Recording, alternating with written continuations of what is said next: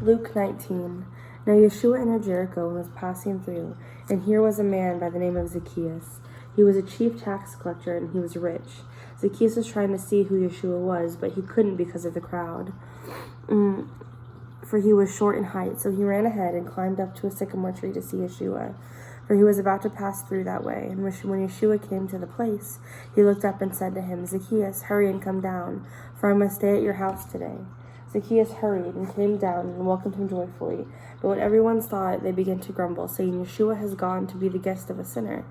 But Zacchaeus stood there and said to the Lord, Look, Master, half of my possessions I give to the poor, and if I have somehow cheated anyone, I repay 4 times as much. Then Yeshua said to him, Today salvation has come to this home, because he also is a son of Abraham, for the Son of Man came to seek and to save the lost. As they were listening to this, Yeshua went out to tell a parable, because he was near Jerusalem, and they supposed that the kingdom of God was about to appear at once. Therefore he said, A certain nobleman went to a faraway land to receive for himself a kingdom and then return. And then calling 10 of his own slaves, he gave them 10 minas, and said to them, Do business until I come back. But his citizens detested him, and sent a delegation after him, saying, We don't want this fellow to reign over us. Then he returned. After receiving the kingdom, he called for those slaves to whom he had given the money. He wanted to know how much business they had done. Now the first appeared, saying, Master, your 1 mina has made 10. The master said to him, Well done, good slave, because you were faithful with so little, take charge over 10 cities. Also the second slave came, saying, Your mina, master, made 5. Then he also said to this one, You are likewise over 5 cities. Another came, saying, Master, here is your mina. I was keeping it safe in a handkerchief, for I was afraid of you, because you are a strict man. You take what you did not make, and reap what you did not sow. He said to him, By the words of your own mouth I will judge you, you wicked slave. You knew that I am strict, taking what I did not make and reaping what I did not sow. Then why didn't you put money back in the bank, so that when I came back, I could have collected it with interest? Then to the bystanders he said, Take the mina from him and give it to the one who has 10 minas.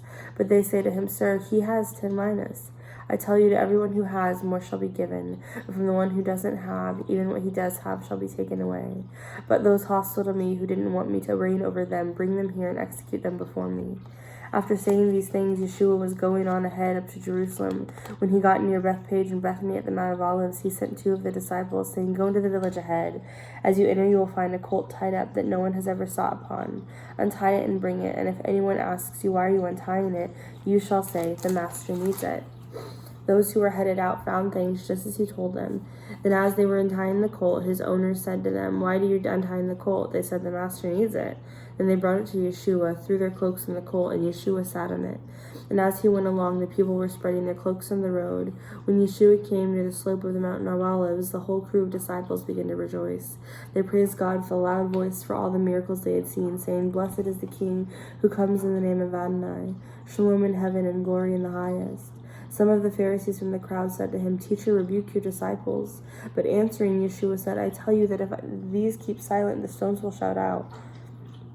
As he drew near and saw Jerusalem, he wept over her, saying, If only you had recognized this day the things that lead to the shalom. But now they are hidden from your eyes, for the days will come upon you when your enemies will surround you with barricades and hem you in on all sides, and they will smash you into the ground, you and your children within you, and they won't leave you within 1 stone upon another, because you did not recognize the time of your visitation. Then Yeshua entered the temple and began to drive out the merchants, saying to them, It is written, My house shall be a house of prayer, but you have made it a den of thieves. And he was teaching every day in the temple. The ruling Kohanim and the Torah scholars, even the leaders of the people, were trying to destroy him. But they could not find any way to do it, because all the people were hanging on his words. Luke 20. On one of the days while Yeshua was teaching the people in the temple and proclaiming the good news, the ruling Kohanim and the Torah scholars, together with the elders, confronted him. And they spoke, saying to him, Tell us by what authority are you doing these things? Or who is the one who gave you this authority? But answering, Yeshua said to them, I also will ask you a question, and you tell me, the immersion of John, was it from heaven or from men? They reasoned among themselves, saying, If we say from heaven, he will say, Why didn't you believe him? But if we say from men, then all the people will stone us, because they are convinced that John is a prophet. So they answered that they don't know where it came from. And Yeshua said to them, Neither will I tell you by what authority I do these things. Then he began to tell the people this parable. A man planted a vineyard, leased it to tenant farmers, and went on a journey for a long time. And at that season he sent a servant to the tenants so that they would give him part of the vineyard's fruit. But the tenants beat him up and sent him away empty-handed. So he proceeded to send another servant. They beat him too and treated him shamefully, and they sent him away empty-handed. And he proceeded to send a third one. They wounded this one too, and they threw him out. Now the master of the vineyard said, "What shall I do? I will send my son whom I love. Probably they will show him respect." But when the tenants saw him, they discussed the matter among themselves, saying, "This is the heir. Let's kill him so the inheritance will be ours." So they threw him out of the vineyard and killed him. What then will the master of the vineyard do with them? He will come and destroy those tenants and give the vineyard to others. And when they heard this, they said, "May it never happen." Then Yeshua looked right at them and said, Then what is that has been written? The stone which the builders rejected, this has become the chief cornerstone. Everyone who falls on that stone will be shattered, but the one upon whom it falls, it will crush him. The Torah scholars and the ruling Kohanim tried to Try to grab him that very hour, because they realized he spoke this parable against them, but they feared the people. This is chapter 20, by the way. Now they watched him and sent spies who pretended to be righteous in order to trap him in his words so that they could hand him over to the power and authority of the governor. And they asked him, saying, "Teacher, we know that you tell it straight, and you tell it straight, and you teach it straight. You show no partiality, but teach the way of God according to the truth. Is it not permitted for us to pay taxes to Caesar or not?" But carefully considering their treachery, Yeshua said to them, "Show me a denarius. Whose image and inscription does it have?" They said, "Caesar's." Then he said to them, "Well, then give to Caesar the things that are Caesar's, and to God the things that are God's." And they could not trap him in his words in the presence of the people. Astonished by his answer, they kept silent. And some of the Sadducees, who denied that there is a resurrection, came and questioned Yeshua. "Teacher," they said, "Moses wrote for us that if a man's brother dies, having a wife but no children, then his brother should take the widow and the father his children for his brother. Now there were 7 brothers, and the first took a wife and died childless, and the second and the third took her, but in the same way each of the 7 brothers died and left no children. Finally the woman died too, so in the resurrection whose wife is she? For all 7 had married her." Yeshua said to them, "The sons of this age marry and are given in marriage, but those considered worthy to reach the Olam Haba and the resurrection of the dead neither marry nor are given in marriage, for they can no longer die because they are like angels and are sons of God, being sons of the resurrection. But at the burning bush even Moses revealed that the dead are raised when he calls Adonai, the God of Abraham and the God of Isaac and the God of Jacob. Now he is God, not of the dead but of the living, for to him they all are living." Some of the Torah scholars replied, "Teacher, you have said it well," for they no longer dared to question him about anything. Then Yeshua said to them, "How can they say that the Messiah has been David? For David himself says in the book of Psalms, 'Adonai said to my Lord, sit at my right hand until I make your enemies a footstool for your feet.' David then calls him Lord. So how is he his son?" Then with all the people listening, Yeshua said to the disciples, "Beware of the Torah scholars, who like to walk around in long robes. They love greetings in the marketplaces, the best seats in the synagogues, and places of honor at feasts. They devour widows' houses and make long prayers as a show. These men will receive greater condemnation." Chapter 21. Then Yeshua looked up and saw the rich dropping their gifts into the treasury box.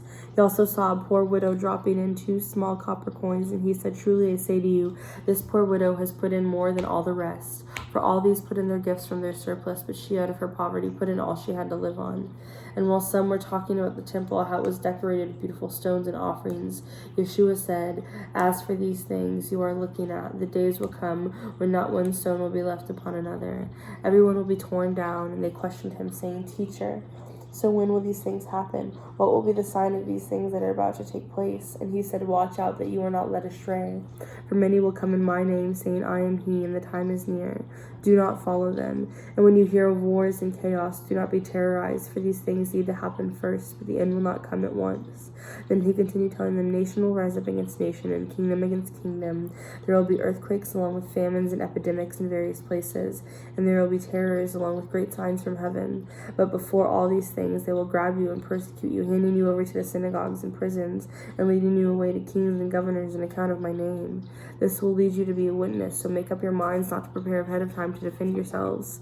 For I myself will give you speech and wisdom that none of your opponents will be able to resist or refute. But you will be handed over even by parents, brothers, relatives, and friends, and they will put some of you to death, and you will be hated by all of you because of my name. Yet not an hair on your head will be lost. By your endurance you will gain your souls. But when you see Jerusalem surrounded by armies, then recognize that her desolation is near. Then those in Judea must flee to the mountains, and those inside the city must get out, and those in the countryside must not enter her. For these are the days of punishment to fulfill all that has been written. Woe to those who are pregnant and to those who are nursing babies in those days, for there will be great distress in the land and wrath on his people. They will fall by the edge of the sword and be led away captive into the nations. Jerusalem will be trampled by the Gentiles until the times of the Gentiles are fulfilled. There will be signs in the sun and moon and stars upon the earth. Nations will be confused by the roaring of the sea and its waves. People will lose heart from fear and anticipation of what is overtaking the earth, for the powers of the heavens will be shaken. And then they will see the Son of Man coming in a cloud with the power and great glory. Now when these things begin to happen, stand straight and lift up your heads, because your salvation is near. Then Yeshua told them a parable. Look at the fig tree and all of the trees. As soon as they sprout their leaves, you see and you know at once that the summer is near. So also when you see all these things happening, know that the kingdom of God is near. Amen, I tell you, this generation will not pass away until all these things happen. Heaven and earth will pass away, but my words will never pass away. But watch out so your hearts are not weighed down by carousing, strong drink, and the worries of life. Do not let that come upon you suddenly like a trap, for it will come rushing upon all who live on the face of the whole earth. But stay alert at times, praying that you may have the strength to escape these things about to happen and stand before the Son of Man. So during the days Yeshua was teaching in the temple, but in the nights he went out and stayed on the Mount of Olives, and the people would come early in the morning to hear him in the temple. Chapter 22. Now the feast of Matzvah, which is called Passover, was approaching. The ruling Kohanim and Torah scholars were searching for a way to do away with Yeshua, for they were afraid of the people. Then Satan entered into Judah, the one from Korea, one of the 12, and he went away and talked with the ruling Kohanim and officers of the temple guard about how they might deliver Yeshua over to them. They were delighted and agreed to give him money. So he agreed and began looking for a chance to hand Yeshua over to them without a crowd. Then came the day of Matzvah, when the Passover lamb had to be sacrificed. Now Yeshua sent Peter and John, saying, Go, and go and prepare the Passover for us, so we may eat. Then they said to him, Where do you want us to prepare? And he said to them, Behold, when you have entered the city, a man carrying a jar of water will meet you.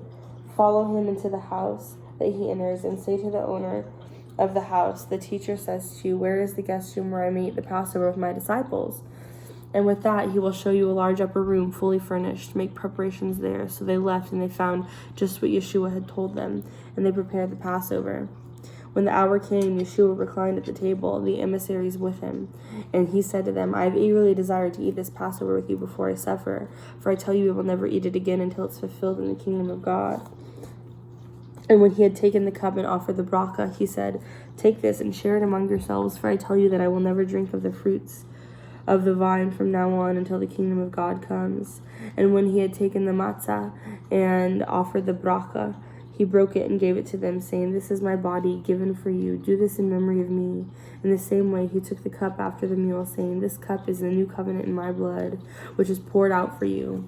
But look, the hand of the one betraying me is with mine on the table. For indeed the Son of Man is going, as he has been predetermined, but woe to that man by whom he is betrayed.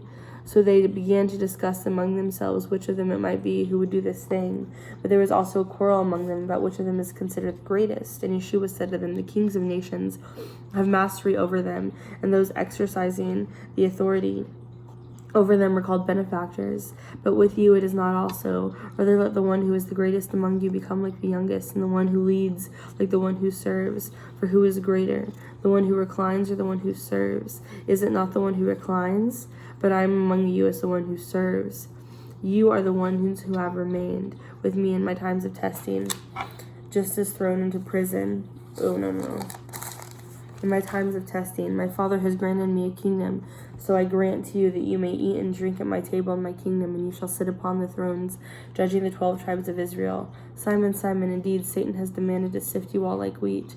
But I have prayed for you, Simon, that your faith will not fail, and when you have turned back, strengthen your brothers. But Simon said to him, Master, I am ready to go with you, even to prison and to death.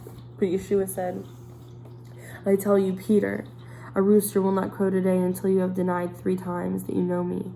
And he said to them, when I sent you out without a money pouch and the travel bag with sandals, you didn't lack anything, did you? They said, no, nothing.